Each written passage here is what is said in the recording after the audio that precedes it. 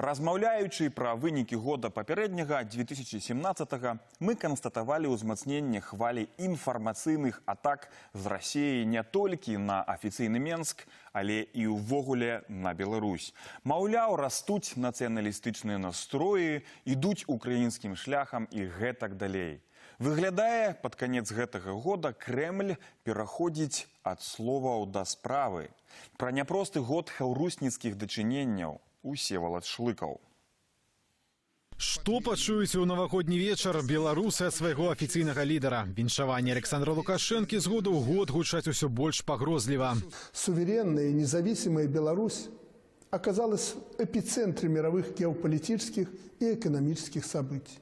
Казаў Лукашенко, калі спрэчка аб кошце за расійскі газ была ў самым разгары. У чарговую навагоднюю ноч беларусаў папярэджвалі аб эканамічных складанасцях. Нами приняты решительные меры по совершенствованию экономики, что неминуемо приведет к изменению нашего общества. Да апошніх месяцаў 2018-го падавалася, што гэтым разам абыдзецца без большых спрэчак з галоўным хаўруснікам. Лукашенко традыцыйна наракаў на інтэграцыйныя праблемы, раз на нейкі час нагадваў пра кампенсацыю за падатковы манеўр, пакуль раптам у берасці расійскі прэм'ер не паставіў Менск перад выбарам за двух варыянтаў. Один консервативный при сохранении контуров того союзного государства, которое было создано на сегодняшний момент, без повышения уровня интеграции до тех пределов, подчеркиваю, которые установлены в договоре от 8 декабря 1999 года.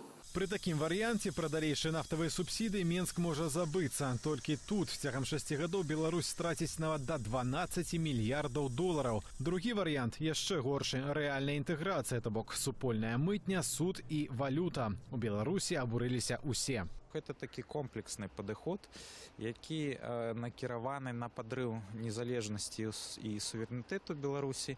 І проста зараз Крэмль вырашыў адкрыта пра гэта казаць. І гэта значыць, што Крэмль па сутнасці пачаў пасылаць сігналы не толькі беларускім элітам, але і беларускаму грамадству. У Маскве тлумачыць, ультыматум Медведева дакладна гучаў раней і не раз, толькі за закрытымі дзвярыма, пакуль сам Лукашенко не выносіў смецце з інтэграцыйнай ізбы да журналістаў. Мы имеем худшие условия, чем Германия. Я уже об этом не единожды говорил. Вроде воевали против Германии вместе, а наши люди, еще не умершие после войны, имеют такую ситуацию. Такія наўпроставыя патрабаванні яшчэ ніжэйшага кошту на газ ды заявы аб лесні абавязку Крамля дакінуць нафтадолараў сталі апошняй кропляй, кажуць у Москве. Давали скидку на политический темперамент Александра Григорьевича, что иногда лишнее говорит, поговорит и закончит.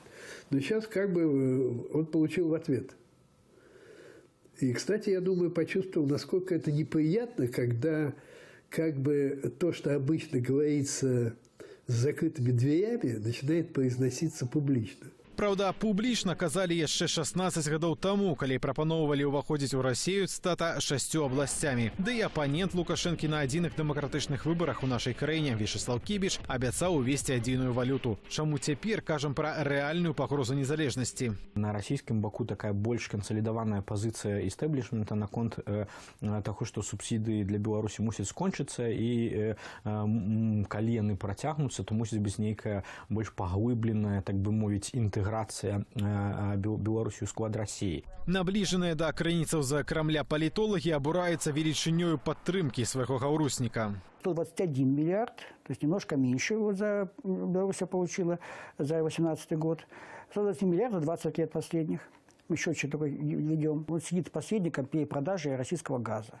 Целая семья его вся сидит на перепродаже нефтепродуктов. То есть это их промысел. Подобную лічбу 20 снежня агучыў і Владимир Милоў, былы намеснік міністра энергетики России. Основываясь на данных Международного валютного фонда, где они называли такую ужасающую цифру, это картинка номер 7, более 100 миллиардов долларов за десятилетие. В период с 2005 по 2015 годы Россия передала Беларуси в качестве самых разных форм экономической помощи. Хіба не ведалі ў Крамлі, у чыю кішэню ішлі тыя грошы? Ці, можа, Лукашенко не здагадваўся, што калісьці атрымае крамлёўскі рахунак?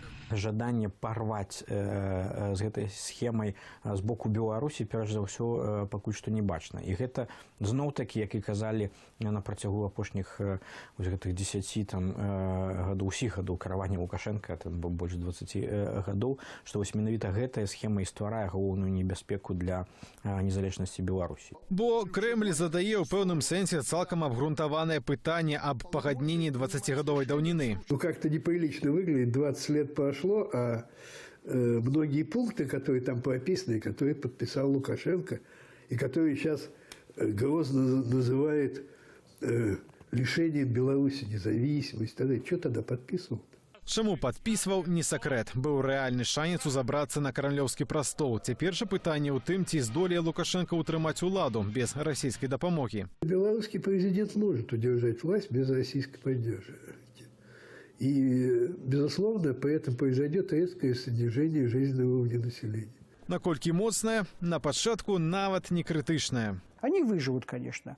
В отношении газа, ну так сейчас же платят почти по мировым ценам. Вот заходит газ по 129, продается предприятиям по 270, ну немного дешевле населению. Это уже Центральная Европа. Вот только убедите эту прокладку, этого посредника, который просто дешевый российский газ просто перепродает своему же народу. І іншая справа, што цяжка ўявіць такі сцэнар спакойнага адыходу ад Крамля. Ці пасля крымская Расія проста адпусціць дэ-факта свой актыў, у які уклала больш за 100 мільярдаў долараў. У кіраўніцтва Крамля няма стратэгіі пераадолення крызіса унутранага. Ну, хутчэй за ўсё, новы сацыяльны кантракт будзе таксама геапалітычны. Ну і вось Беларусь разглядаецца як такі магчымы геапалітычны поспех. Поспех патрэбны, бо ў 2024 годзе Пуцін не зможа пераабрацца на прэзідэнта Расіі, хіба што зноў давядзецца мяняць канстытуцыю. Затое можа з трыумфам стаць прэзідэнтам саюзнай дзяржавы. У Мінску тое разумеюць, таму наступны год можа стаць нечакана напружаным для Беларусі. Расійскі фактар вельмі сур'ёзна можа паўплываць на перанос выбарчых кампаній. І я бы не выключаў таго, што прэзідэнцкія выбары могуць прайсці раней, дзесьці вось напрыканцы 2019 года. У сваёй уласнай гульні Лукашенко прайграе ўсю краіну, усіх нас. Але напярэдадні новага году варта задумацца пра будучыню. Лукашенко раней ці пазней сыдзе. Але страта краіны для беларусаў, то есть гэта праблема для нацыі, для беларусаў, для народа, для тых, хто тут жыве, а не для гэтага рэжыму. Сёлета мы даведаліся, што ў Беларусі сапраўды з'явіцца расійская зброя. Ужо налета прыедуць комплексы радыёэлектроннай барацьбы «Самарканд». Нашыя суседзі наўпрост кажуць аб паглынанні Беларусі, а некаторыя палітыкі там заклікаюць ужо праводзіць адпаведны рэферэндум. Але самае змрочнае, што бязменны лідар у адказ можа толькі ездзіць у Маскву і прасіць яшчэ грошай.